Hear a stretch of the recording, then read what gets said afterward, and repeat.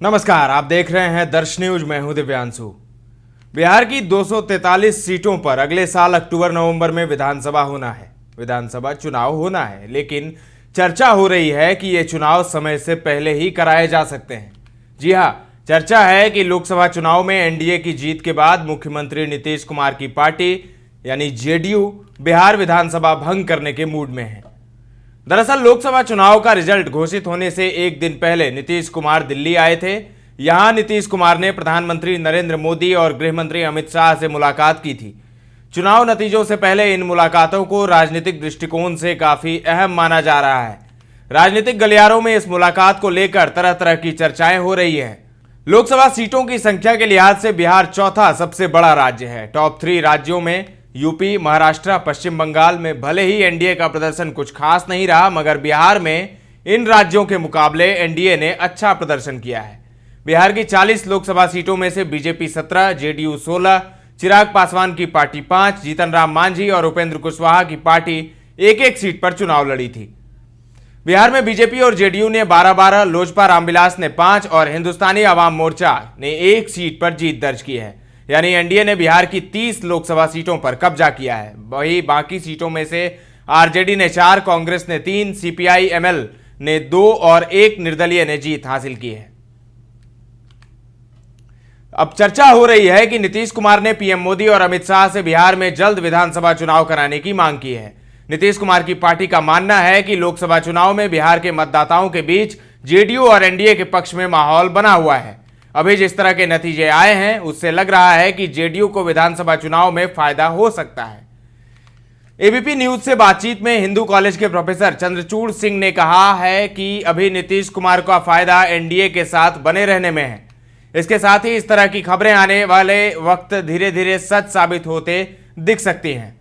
बिहार में समय से पहले जल्द विधानसभा चुनाव कराने के लिए बीजेपी और अन्य सहयोगी दलों को भी इस पर सहमत होना होगा। जेडीयू ने इस पर कोशिश शुरू कर दी है। इससे पार्टी विधानसभा में अपनी स्थिति मजबूत कर सकेगी। अब सवाल यह उठता है कि क्या जेडीयू अपने सहयोगी दलों को मना पाएगी?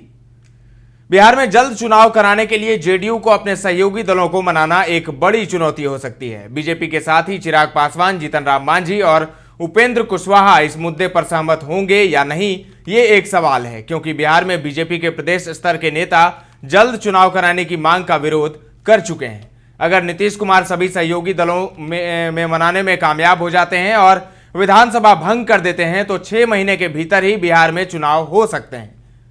अब बिहार विधानसभा का गणित क्या है? मौजूदा बिहार विधानसभा का कार्यकाल नवंबर 2025 तक का है, यानी अगले साल अक्टूबर-नवंबर में ही चुनाव होने की संभावना है।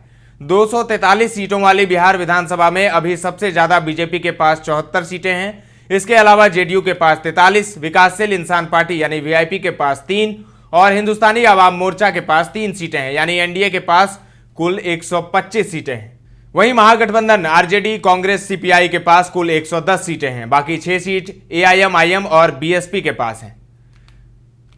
नीतीश कुमार पाला बदलने के लिए मशहूर हैं। पिछले साल में वह इंडिया गठबंधन का साथ छोड़कर एनडीए में शामिल हुए। अब एक बार फिर उनके पाला बदलने की बात इसीलिए होती है क्योंकि नीतीश कुमार ने 2 बार एनडीए और महागठबंधन का साथ छोड़ा है। ऐसा करने की वजह से उन्होंने हर बार अलग